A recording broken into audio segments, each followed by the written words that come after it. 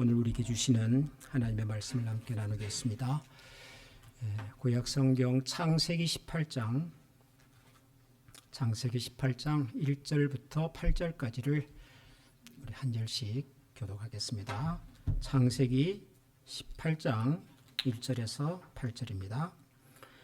여호와께서 마므레의 상수리 나무들이 있는 곳에서 아브라함에게 나타나시니라. 날이 뜨거울 때에 그가 장막 문에 앉아 있다가 눈을 들어본즉 사람 셋이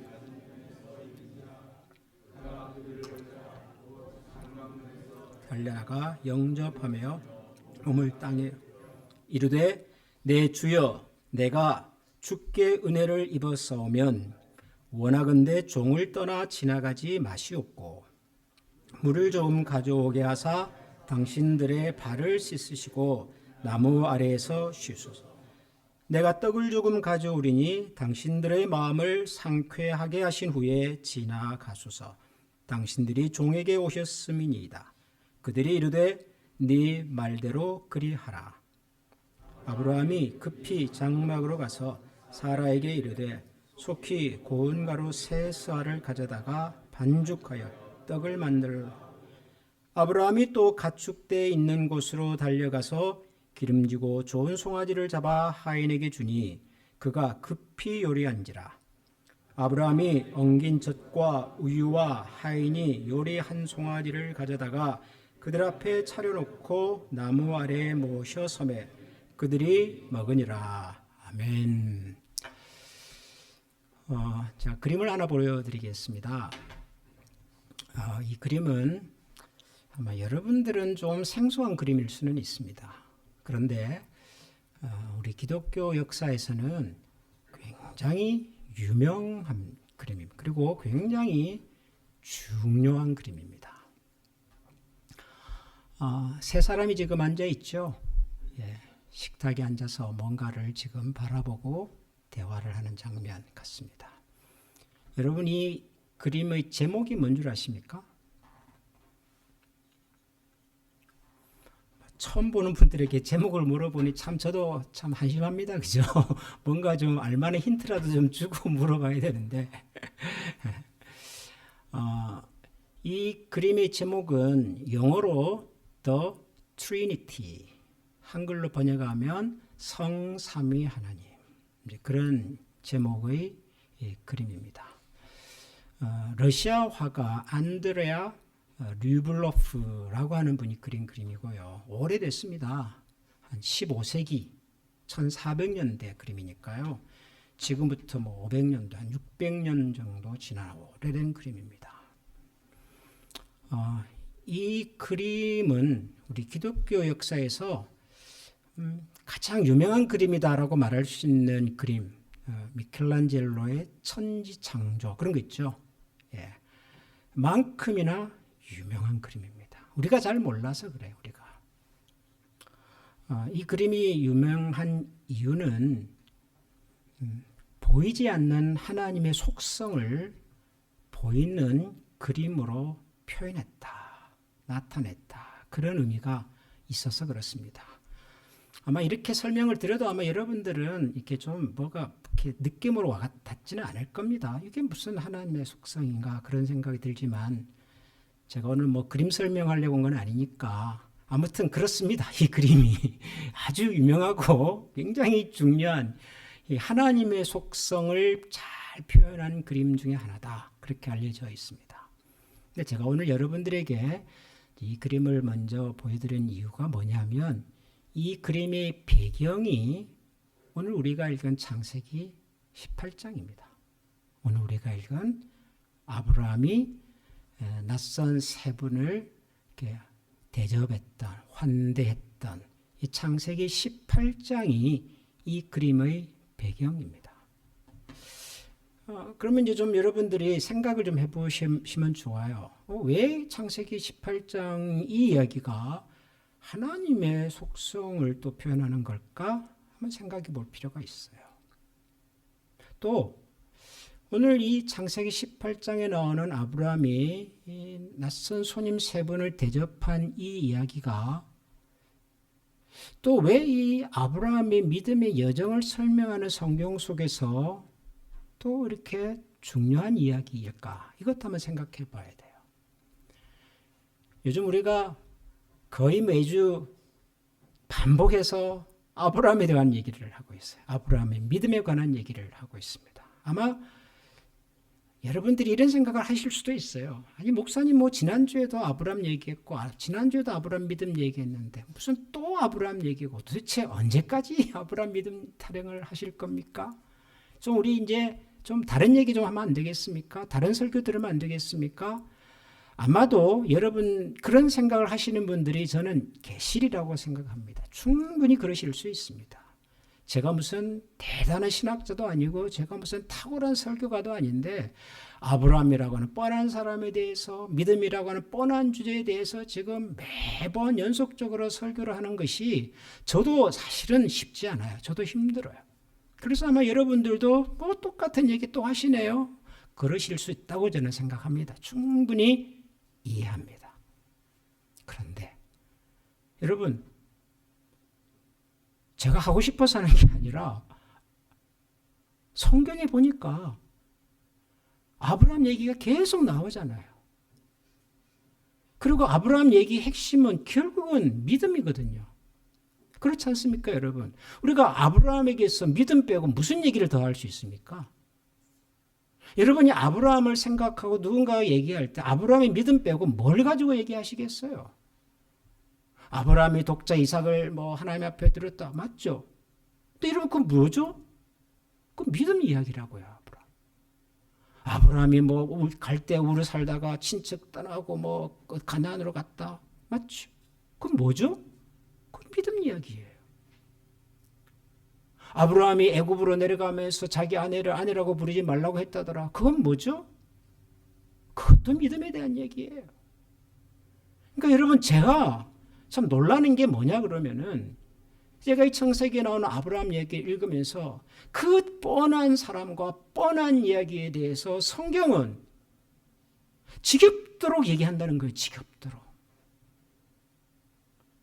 아브라함의 인생에 등장했던 모든 사건과 사람들이 결국은 아브라함의 믿음을 설명하기 위해서 등장하는 사람들이고 이야기들이라는 거죠.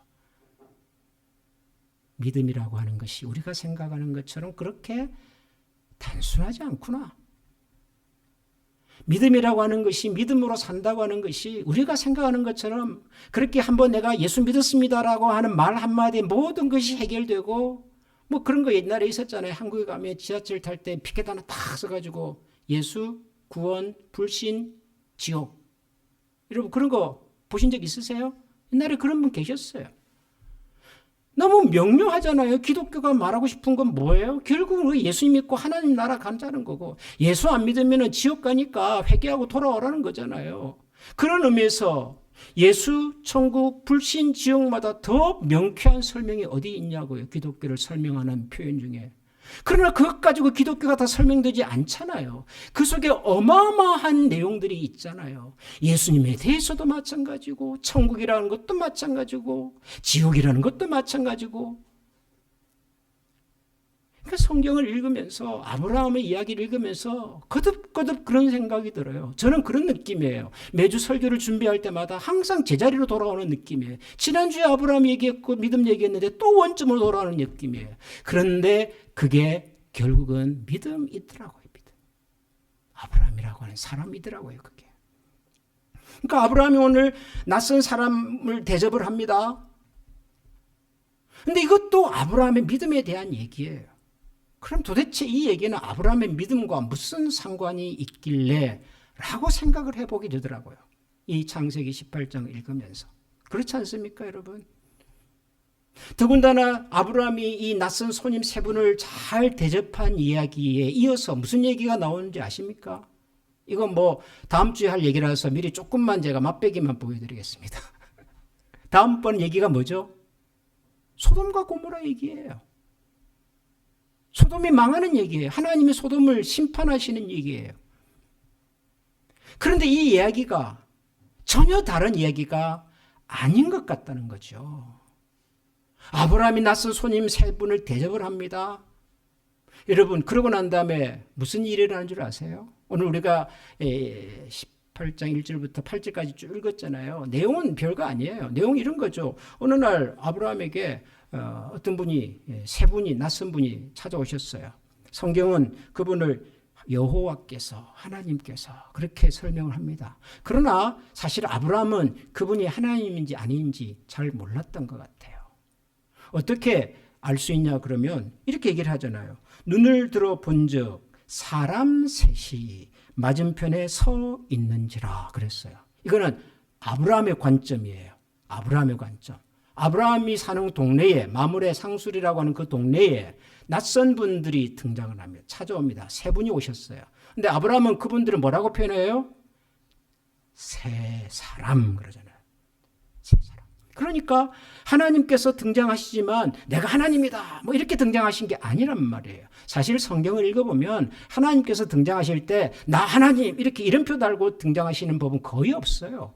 우리는 하나님 그러면 항상 옛날에 들었던 우리 그 산신령 생각을 해가지고요. 막 머리는 하얗고 도포를 뭐 읽고 막 이렇게 하실 것 같은데 여러분 그렇지 않아요. 성경에 하나님은 그런 식으로 나타나지 않아요. 어떤 때는 불 붙는 떨기나무 가운데서 나타나고 어떤 때는 횃불처럼 나타나기도 하시고 그렇잖아요. 바람으로도 나타나시고 때로는 사람의 모습으로도 나타나시고 그러시잖아요.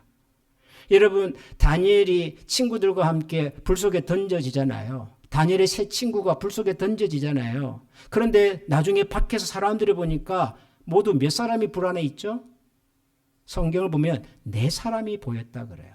친구는 세 사람인데 불 속에는 네 사람이 있어요. 그럼 나머지 네 번째 사람은 누구였을까요? 성경을 연구하시는 분들은 그 네 번째 분이 바로 하나님이셨을 것이다. 사람의 몸으로 이 땅에 오신 예수 그리스도의 형상이었을 것이다. 그렇게 설명을 해요. 고난 가운데 있었던 다니엘의 세 친구들과 함께 고난의 현장에서 그들이 그 고난을 이겨낼 수 있도록 격려하시고 동행해 주신 분, 그분은 예수 그리스도셨을 것이다. 구약에 나타난 예수 그리스도, 그렇게 설명을 해요. 그러니까 절대로 하나님은 나 하나님 그렇게 등장하지 않아요. 아브라함에게도 그렇게 나타나셨어요. 세 분으로 나타나셨대요. 왜 세 분이셨을까요? 우리는 잘 몰라요. 왜 세 분인지. 근데 나중에 생각해 보니까 맞아. 우리 삼위 하나님 계시지. 성부 하나님, 성자 하나님, 성령 하나님 계시지. 생각을 하게 되는 거예요. 우리가 성경을 전체적으로 읽어보니. 근데 아브라함은 몰랐어요. 낯선 분이 찾아오시길래. 그래서 좋은 마음으로 대접을 하잖아요. 모처럼 오셨으니까 그냥 지나가지 마십시오. 저로 하여금 뭐라도 당신들을 좀 대접하도록 해 주십시오. 아브라함이 그렇게 얘기를 하잖아요. 그래서 그분들이 그래 그럼 한번 해봐라. 그랬더니 아브라함이 가서는 급히 고운 가루 세 쌀을 가져다가 반죽하여 떡을 만들고, 우리 같으면 그런 거 아니에요. 집에 있는 단지 열어가지고 밀가루 반죽 막 해가지고 빨리 수제비라도 좀 만들어서 드리고 싶은 마음으로 그렇게 떡을 만들었대요. 그리고는 또 가축되어 있는 곳으로 달려가서 기름 주고 좋은 송아지를 잡아 하인에게 주니 또 요리를 했대요. 이건 마치 우리가 이삭과 야곱의 얘기 들을 때도 비슷한 얘기 하잖아요. 양을 잡아다가 급히 좋은 요리 가지고 연로하신 아버지 섬겼던 야곱도 좀 연상이 되잖아요. 그 당시 이런 문화가 있었어요. 낯선 분이 오면 최선을 다해서 자기 집에서 가장 귀한 것으로 대접을 하는 거예요. 고운 가루 그러잖아요. 그냥 가루가 아니라 아주 귀한 가루라는 뜻이거든요. 송아지 그러잖아요. 그냥 나이 많은 늙은 소의 고기가 아니라 가장 귀한 고기를 대접하는 거예요. 그걸 가지고 그 낯선 분 세 분을 대접했더니 그분들이 그것을 잘 드셨대요. 제가 오늘 설교 제목을 그렇게 제가 붙였습니다. 8절 마지막에 보면 그들이 먹었다 그러잖아요. 그들이 먹었다. 하나님께서 아브라함의 섬김을, 대접을 받으셨다. 우리가 예배를 드릴 때 하나님께서 우리의 예배를 받으셨다, 연락하셨다 그러잖아요. 똑같은 것이란 말이죠. 하나님의 아브라함이 그 사랑과 섬김과 대접을 받으셨어요. 그러니까 이 이야기는 굉장히 단순하잖아요. 낯선 분 세 분이 찾아왔길래 아브라함이 그들에게 최선을 다해서 정성을 다해서 대접을 했더니 그분들이 기쁘게 이 섬김과 대접을 받았다 이거잖아요. 근데 이야기는 단순한데 그 다음이 단순하지가 않아요. 왜 단순하지 않냐 그러면은 이 사건 이후에 9절과 10절을 보면 이런 얘기가 이어집니다. 제가 9절을 읽어볼게요. 그들이 아브라함에게 이르되 내 아내 사라가 어디 있느냐 대답하되 장막에 있나이다. 그가 이르되 내년 이맘때 내가 반드시 내게로 돌아오리니 내 아내 사라에게 아들이 있으리라 하시니 사라가 그 뒤 장막문에서 들었더라. 그래, 들었더라. 여러분 1절부터 8절까지만 읽으면요. 아브라함도 지금 이 상황이 어떤 상황인지를 잘 모르는 것 같아요. 그죠? 실제로 히브리서 13장을 보면 이날의 사건을 히브리서 기자가 이렇게 설명해요. 아브라함이 부지 중에 천사들을 대접했다. 그런 표현이 나와요. 부지 중에. 부지가 뭐죠? 몰랐다 그런 뜻이잖아요. 모르고 대접했어요. 우리 집에 찾아온 분이 하나님인지 아닌지 모르고 대접했어요. 그런데 성경은 그들이 천사였다 그래요. 창세기에서는 새 사람 그랬잖아요. 새 사람. 히브리서는 그분들을 천사라고 설명을 해요. 그러니까 그분들이 천사인지 사람인지는 알 수는 없으나 평범한 사람은 아니었던 거예요. 하나님과 함께 오셨대요. 그런데 하나님과 함께 밥을 먹네? 여러분 그 정도면 우리는 어떻게 생각하게 될까요? 그림 보셨잖아요. 하나님과 겸상을 해요. 같은 위치와 같은 수준에 앉아서 서로 대화를 하고 교제를 해요. 그럴 수 있는 분은 누구예요? 우리가 아는 한. 그런 삼위일체 하나님밖에 없는 거예요. 그것을 성경을 기록하신 분들은 사람이다 혹은 천사다 그렇게 설명을 했으나 그 본질은 하나님이란 말이에요. 그리고 그 사실이 확인되는 내용이 9절과 10절 아니에요. 어떻게 알아요? 그분이 아브라함에게 이렇게 말씀하셨거든요. 내 안에 사라가 어디 있느냐. 내년 이맘때에 내가 반드시 내게로 돌아와서 네 안에 사라에게 아들이 생기게 할 것이다. 그랬어요. 사라에게 아들이 있을 것이다. 이건 뭐죠? 여러분, 사라에게 아들이 있을 것이다라고 말할 수 있는 분 누구죠? 하나님 외에는 없잖아요. 아브라함 부부와 하나님 외에는 아무도 이 연세 많으신 어른 부부에게 아들이 태어날 거라는 것을 아는 사람은 아무도 없어요. 오직 아브라함 부부와 하나님 외에는. 근데 이 낯선 분의 입에서 갑자기 이 얘기가 나온 거예요. 네 안에 사라 어디 있느냐 데려와라. 내년 이맘때에 내 안에 사라에게서 아들이 태어날 것이다. 그래요. 그러면 이제 감이 오시죠. 이분이 누군 거예요? 하나님이신 거예요. 아브라함은 모르고 섬겼어요. 아브라함은 모르고 자기 집에 찾아온 낯선 사람에게 최선을 다해서 대접을 합니다. 그런데 그 대접을 하나님이 받아주셨어요. 받으시고 난 다음에 주신 응답이, 보상이, 상급이 내가 이제 드디어 너에게 한 내 약속을 이루겠다. 성취하겠다. 라고 하는 말씀이에요. 내년 이맘때 그랬잖아요. 내년 이맘때. 내년이면 아브라함이 몇 세가 되는 나이 때죠? 아브라함이 몇 살에 아들을 이삭을 낳습니까? 100세에 낳잖아요. 그럼 지금 이때는 몇 세인 거예요? 99세. 아브라함에게 하나님이 몇 살에 나타나셨죠? 75세. 그럼 99에서 75를 빼면 몇 년이죠? 24년. 하나님께서 아브라함에게 처음으로 약속을 하신 때로부터 24년 후에 드디어 하나님께서 당신이 하신 말씀을 확증을 하시고요. 도장을 찍었다고 말해요. 그리고 이루셔요. 100세에 드디어 이삭이 등장합니다. 이 중요한 이야기를 하나님께서는 아브라함이 낯선 세 사람의 방문자를 최선을 다해서 대접하고 섬기는 이 일에 붙여서 설명을 하셔요. 그러면 우리는 이렇게 생각해야 되는 겁니다. 아, 아브라함이 낯선 세 사람 대접하고 섬긴 일이 그냥 단순히 그냥 우리 집에 방문한 찾아온 손님에게 그냥 단순히 커피 대접하고 뭐 맛있는 식사 대접하고 한 정도가 아니구나. 그 정도가 아닌 거예요. 하나님 보시기에는. 왜 제가 이 사건을 지금 여러분들에게 계속해서 좀 이게 중요합니다. 중요할 수밖에 없습니다. 중요하다고 좀 이해해 주세요. 좀 중요합니다, 여러분. 제가 막 지금 이렇게 푸시하고 있잖아요. 근데 여러분 아직 중요하다고 생각 안 하시는 거잖아요, 이게 지금. 이게 왜 중요하냐 그러면요. 그 다음에 나오는 소돔과 고모라 이야기를 들어보니까 그래요. 여러분 창세기 19장 보시겠어요? 1절에 이제 소돔 얘기가 등장한 본격적인 시작인데요. 저녁 때에 그 두 천사가, 여기는 천사로 등장을 해요. 천사가 소돔에 이르니 마침 롯이 소돔 성문에 앉아 있다가 그들을 보고 일어나 영접하고 땅에 엎드려 절하며 이르되 내 주여 돌이켜 종의 집으로 들어와 발을 씻고 주무시고 일찍 일어나 갈 길을 가소서. 그들이 이르되 아니라 우리가 거리에서 밤을 새우리라.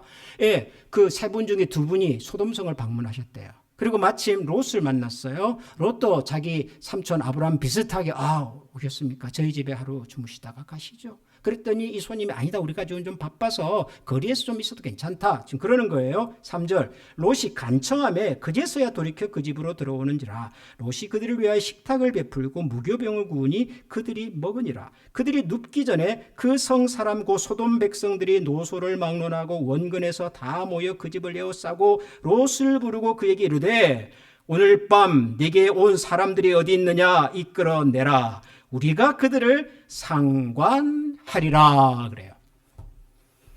롯의 간청을 듣고 이 낯선 두 분이 롯의 집에 들어가서 이제 하룻밤을 지내려고 하는데 그 소문을 듣고 동네 사람들이 다 몰렸다는 거예요. 롯 집 앞.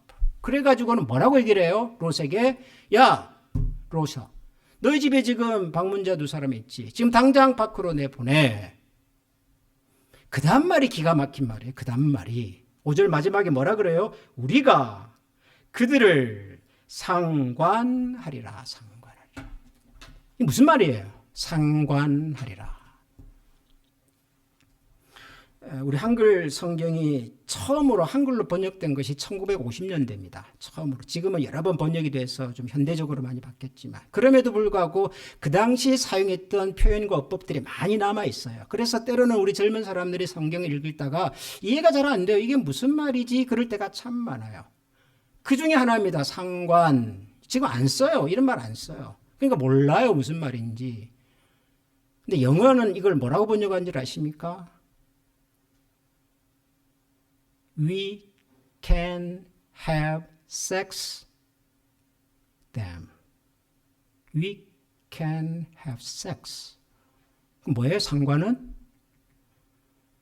성관계를 갖겠다는 거예요. 성관계.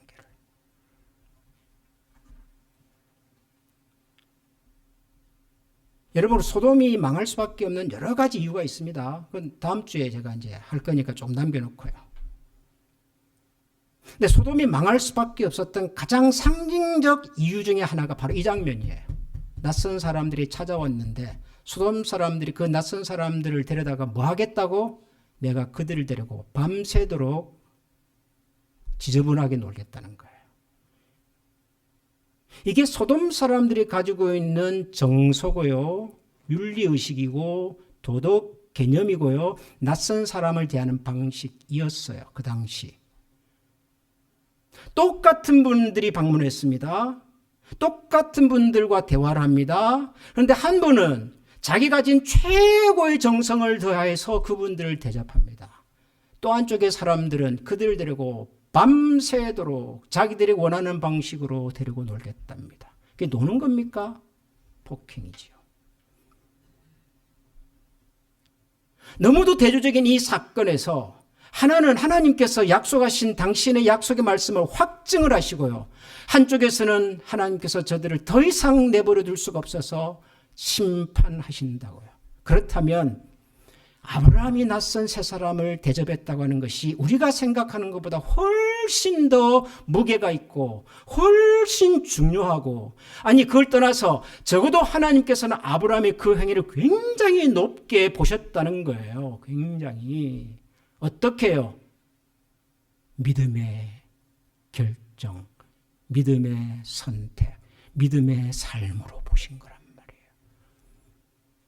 여러분, 믿음이라고 하는 말을 우리는 너무 거창하게 사용을 합니다. 우리는 믿음 그러면은 이 산을 들어서 저쪽으로 옮길 수 있는, 산을 옮길 수 있는 믿음, 이런 표현 쓰잖아요. 그잖아요. 죽은 나사로를 살리시는 믿음, 우리가 그러잖아요. 잔잔한 호수 위로 걸어가는 믿음, 폭풍을 잔잔케 하는 믿음, 우리가 그러잖아요. 우리는 믿음이라고 하는 말을 너무 거창하게 사용을 해요. 그러나 사실 믿음이라고 하는 것은 산을 옮기지 않아도, 폭풍을 잔잔케 하지 않아도, 죽은 나사로를 다시 살려내지 못하더라도 사실은 우리가 우리의 믿음의 표현과 믿음의 삶을 살 수 있는 흔적과 연연이 굉장히 많아요. 그 중에 하나가 뭐냐 그러면은 낯선 사람을 우리가 어떤 마음으로 대하는가. 그냥 잘 대접했다는 말이 아니에요. 하나님처럼 대접한 거예요. 하나님처럼. 하나님을 섬기듯이 대접한 거란 말이에요. 여러분, 하나님을 믿는다는 것과 하나님을 섬긴다는 것이 결국은 같은 거잖아요. 안 그렇습니까, 여러분?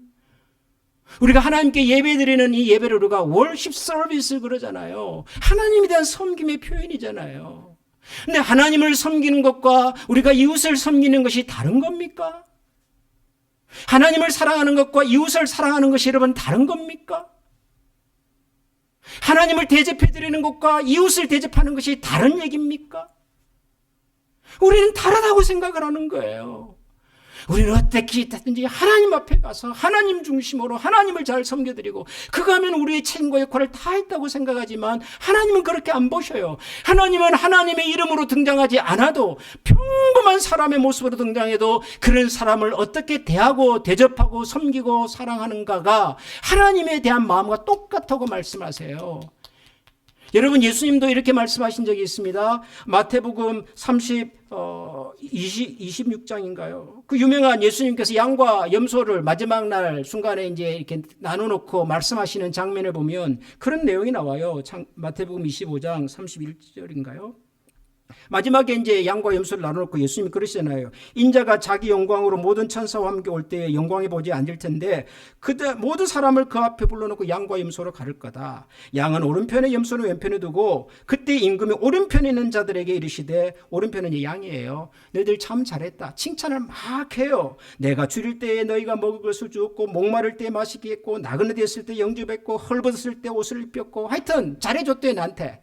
내가 이렇게 너희들 찾아갔을 때. 그러니까 양쪽에 있는 사람들이 뭐라 그래요? 아니, 예수님, 우리가 언제 예수님을 만났다고? 우리가 언제 예수님한테 떡을 드리고 물을 드리고 양식을 드리고 그랬어요? 라고 말하니까 예수님 말씀이 뭐예요?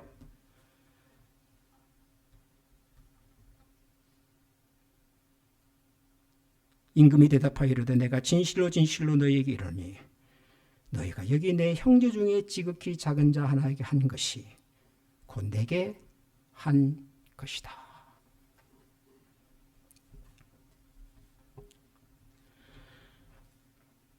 저는 이런 생각이 들어요. 이 창세기 18장을 읽으면서 원래 우리 기독교가 가지고 있는 참 좋은 전통 중에 하나는 환대입니다. 환대가 뭐죠? 기꺼이 누군가를 잘 대접하는 겁니다. 기꺼이. 우리 기독교는 사실 처음부터 이걸 잘했어요. 여러분, 기독교가 로마 제국 시대에 엄청난 박해를 받지 않았습니까? 그렇죠. 그래서 예수 믿는다는 말도 못하고, 예수 믿는 사람들이 십자가를 상징처럼 가지고 다녔는데 십자가를 가지고 다니지도 못했어요. 왜냐하면 십자가가 보이는 순간 잡혀가서 죽는 거거든요. 그런 시절이 있었잖아요. 그런데 여러분이 아시는 것처럼 어느 날 기독교가 로마 제국의 대표적인 종교가 됩니다. 황제가 예수 믿는 사람이 되고요. 황제의 가족들 중에 예수 믿는 사람들이 막 나오기 시작을 해요.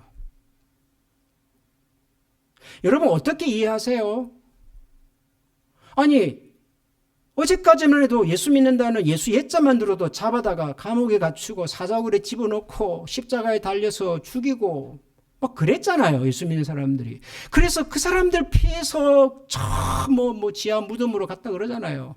로마에 가면 지금도 남아있는 그 유적 중에 그 카타콤이라는 게 있잖아요. 그게 뭐예요? 무덤인데 옛날 거기서 예수 믿는 사람들이 뭐 했던 거 아닙니까? 왜요? 로마 군인들의 시선을 피해서 몰래 자기들끼리. 그랬단 말이에요. 기독교가. 절대로 기독교는 처음부터 로마 제국의 대표적인 종교가 아니었어요. 십자가 다 끊어놓고 그냥 교회당 지어놓으면 사람들이 모이는 그런 종교가 아니었단 말이에요. 그런데 어떻게 하다가 로마의 대표적인 종교가 됐냔 말이에요. 황제는 그렇다 쳐요. 황제는 원래 정치하는 사람이니까 정치적인 목적 때문에 기독교를 좀 인정도 해주고 적당하게 좀 구슬려가지고 자기가 제국을 다스리는 데 도움이 될 수 있도록 할 수 있어요. 그럴 수 있잖아요. 지금도 뭐 정치하는 분들은 자기 신념과 달라도 내 정치적인 이득에 도움된다 그러면은 이 사람도 데려오고 저 사람도 데려오고 그러잖아요. 그러니까 정치가로서의 황제는 그럴 수 있어요. 근데 여러분, 황제 한 사람의 말에 로마 제국이 다 하루아침에 바뀔까요? 그러지는 않아요. 아무리 로마 제국 시대라 할지라도 황제 한마디에 세상이 하루아침에 변하는 법은 없어요. 로마 제국이 기독교에 대해서 우호적으로 될 수 있었다면 이미 로마에 살던 사람들에게 기독교에 대해서, 예수 믿는 사람들에 대해서 뭔가 우호적인 마음이 있었기 때문에 가능한 거란 말이에요. 있었기 때문에. 그럼 뭐를 가지고 예수 믿는 사람들이 우호적인 사랑과 대접을 받았냔 말이에요. 그래서 초대 교회 시대 역사들을 읽어보니 기가 막힌 얘기들이 많이 나와요. 옛날에 전쟁이 많았던 시절에요. 아버지 전쟁 때 나가서 세상 떠나고 그 다음에 자녀들과 어머니만 나오면 어떻게 살아요? 그러니 홀로 남은 여인들이 여러 자녀들 중에 기를 쓰는 자녀들은 킵하고 기를 수 없는 자녀들은 내다 버렸답니다. 기가 막힌 이야기죠. 이게 로마 제국 시대에 실제로 일어난 일입니다. 아이들은 여럿인데 내가 아이들을 다 기를 수가 없으니 그중에 일부는 내가 내 자식으로 남겨. 나머지는 다 버렸어요. 그러면 그 다음날 가면 그 아이가 없어요. 누가 데려간 거예요. 누가 데려갔을까요? 소위 예수 믿는다는 사람들이 데려가요. 데려가서는 그 아이를 기릅니다. 사랑으로 양육을 합니다. 멋진 청년으로 키우냐고. 초대교회 기독교 역사를 읽어보면요, 예수 믿는 사람들이 예수천당, 불신지옥 이거 갖고 다니면서 전도하지 않았어요. 그들은 핍박받는 사람들이었지만 자기를 핍박하는 사람들의 자녀들을, 그들이 버린 자녀들을 데려다가 마치 자기 자식처럼 기르고 돌보고 양육시키고. 기독교의 첫 시작을 읽어보면 이런 이야기들이 참 많아요. 우리 한국의 기독교가 전래됐을 때도 비슷한 이야기들이 참 많아요, 여러분. 여러분, 선교사님들이 처음에 한국에 와서 기독교를 전할 때 대한민국이 환영했습니까? 여러분, 환영했다고 생각하세요? 지금은 뭐 대통령도 기독교 신자라 그러고 대통령 싫어하는 사람도 기독교 신자라 그러고 대한민국은 전부 다 기독교 믿는 사람들이 세상을 막 주물락하는 것처럼 보여요. 기독교는 사실 대한민국 사회에서는 주류예요, 지금은. 그런데 처음부터 그러지 않았어요. 처음에 예수 믿는 사람들은 엄청난 박해와 핍박을 받았습니다.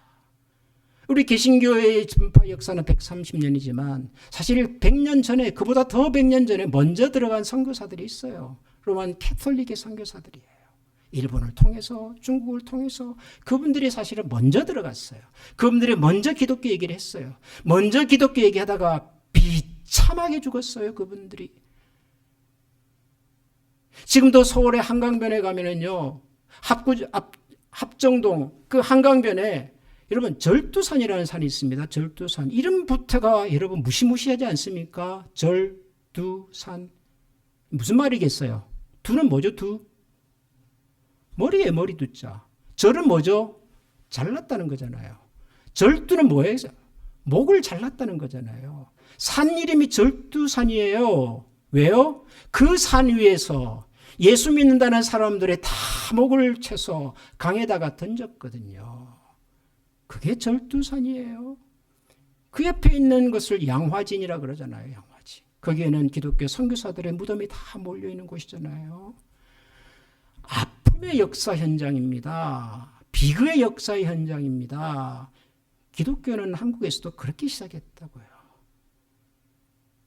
우리가 다 놓쳐버렸어요. 다 잃어버렸어요. 우리는 더 이상 낯선 사람을 환대하지 않아요. 우리는 더 이상 예수 그리스도의 이름만 쫓아다니고 예수 그리스도의 이름은 보이지 않으나 예수 그리스도처럼 섬기고 대접하는 기회와 도전들이 별로 보이지 않아요. 여러분 기가 막히지 않습니까? 왜 하나님께서 아브라함의 이 섬김을 이렇게 크게 여기셨는가를 한 번은 기억해야 돼요. 아브라함이 알고 한 거 아니라니까요. 부지중에 천사들을 대접했어요. 그런데도 하나님은 그 아브라함의 섬김을 기쁘게 받으셨어요. 하나님께서 주신 약속을 도장을 찍어주시고요. 이제는 더 이상 기다리지 않겠다. 드디어 내가 이루겠다라고 말씀을 확증을 하시잖아요. 확증. 사랑하는 우리 한미 가족 여러분, 대접하십시다. 대접 잘하십시다. 하나님을 섬기는 마음으로 우리의 이웃을, 우리의 주변 사람들을 대접하십시다. 돌아오지 않아도 돼요. 내가 이만큼 줬으니까 이만큼 받아야지. 그거 생각하지 마시고 부지중에 대접한 아브라함처럼 아무런 조건과 기대 없이 내가 이만큼 쏟아붓는다고 해서 이만큼 돌아올 것을 상상도 하지 않지만 그럼에도 불구하고 이것을 하나님이 기뻐하심으로 오늘도 내가 하나님 앞에 대접해드리고 섬겨드리고 헌신하고 무릎 꿇고 그렇게 나아가는 것을 성경은 믿음 그럽니다. 믿음이라고 한다고요. 산을 옮기지 않으셔도 됩니다. 그러나 부지중에 천사들을 대접했던 것처럼 오늘도 우리의 관심이 필요한 사람이 누군지를 한번 돌아보고 우리에게 주신 적지만은 이 물질로 내가 의미 있게 보람되게 사용할 수 있는 일이 사람이 누군지를 생각해보고 우리에게 주어진 인생의 시간이 얼마나 남았는지는 모르지만 남은 인생의 여정을 주님 앞에 귀한 예물로 보물로 올려드리면서 살아가는 진짜 믿음의 사람들로 하나님 앞에 서가는 그런 우리 모두가 되기를 소원합니다. 기도하십시다. 우리 시간에 한번 같이 마음을 모아 기도하십시다. 저는 오늘 아브라함 이야기를 읽으면서 특별히 아브라함이 부지중에 천사를 섬겼다는 성경의 참 이 기록이 보고가 참 마음에 많이 와닿습니다. 우리는 누군가가 알아줘야 내 이름이 드러나야 겨우 섬기는 척하고 헌신하는 척하고 봉사하는 척할 때가 참 많지 않습니까? 그러나 하나님께서 받으시는 진정한 예배는 진정한 섬김은 모르고 하는 섬김, 부지중에 대접하는 마음, 하나님을 대하듯이 우리의 이웃과 형제 자매들을 대하고자 하는 그 중심, 저는 그것이 하나님께서 참으로 기뻐 받으시는 산 예배라고 믿습니다. 하나님께서 저와 여러분을 그렇게 사용해 주시기를 기원합니다. 하나님 우리 한미교회를 그런 교회로 사용해 주시기를 소원합니다. 하나님께서 우리 가정과 우리 자녀들의 인생을 그렇게 사용해 주시기를 원합니다. 하나님께서 멋지게 사용해 주시도록 우리 자신과 우리 자녀와 우리 교회를 위해서 이 시간 한번 다 같이 기도하겠습니다. 기도합니다. 하나님 아버지 감사합니다. 하나님의 섬김을 하나님이 기대하시고 하나님 저희들이 바라보며 사랑합니다. 하나님 우리가 얼마나 약합니까? 우리가 얼마나 나약합니까? 얼마나 부족합니까? 하나님 우리를 만들어 가시는 하나님을 기대하면서 하나님 우리가 기억하고 하나님 바라볼 수 있도록 도와주시옵소서. 하나님을 대하듯이 하나님을 섬기듯이 하나님 대접하는 마음으로 우리 이웃을 대접하고 주님을 사랑하며 섬기며 나아가는 귀한 주의 종들 주님 삼아주시기를 간절히 원하는 주님의 뜻을 이루게 주시옵소서. 오늘 우리에게 주신 말씀을 기억하면서 우리 같이 한번 다 같이 이 찬양 하나님 앞에 올려드리겠습니다.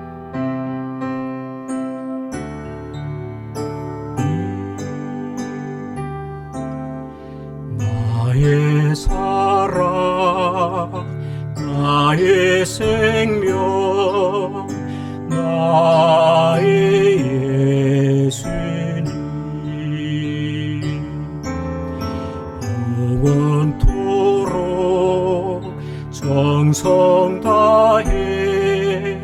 사랑합니다.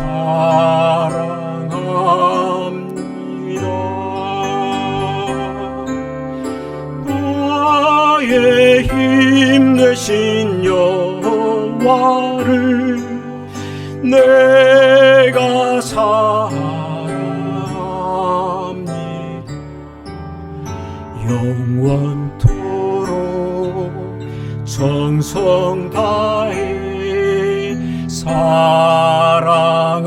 나의 힘 되신 여호와여, 나의 힘 되신 여호와여, 내가 사랑합니다.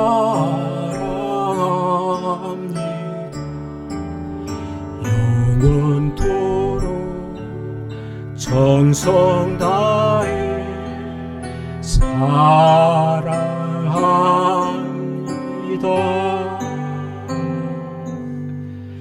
하나님 아버지, 믿음은 사실 우리가 살아가는 모든 삶의 현장 속에서 날마다 날마다 확인될 수 있는, 경험될 수 있는, 그리고 하나님 앞에 드려질 수 있는 우리의 고백입니다. 하나님의 이름이 보이지 않아도, 예수 그리스도의 이름이 들리지 않아도 하나님을 섬기는 마음으로, 예수님을 대하는 그 정성으로 오늘도 우리가 주님의 몸된 교회를 섬기고 우리의 이웃을 대접하고 진심으로 그 영혼을 가슴에 품고 기도하며 사랑하며 살아가는 신실한 주의 백성들이 되게 하여 주시고, 그럴 수 있는 믿음과 용기와 소망을 더하여 주시며, 구체적으로 이런 믿음의 실천으로 살아가는 모든 주의 백성들 머리 위에 우리 주 예수 그리스도의 은혜와 하나님의 사랑과 성령의 교통하시는 은총이 지금부터 영원토록 함께 계시기를 축원하옵나이다. 아멘.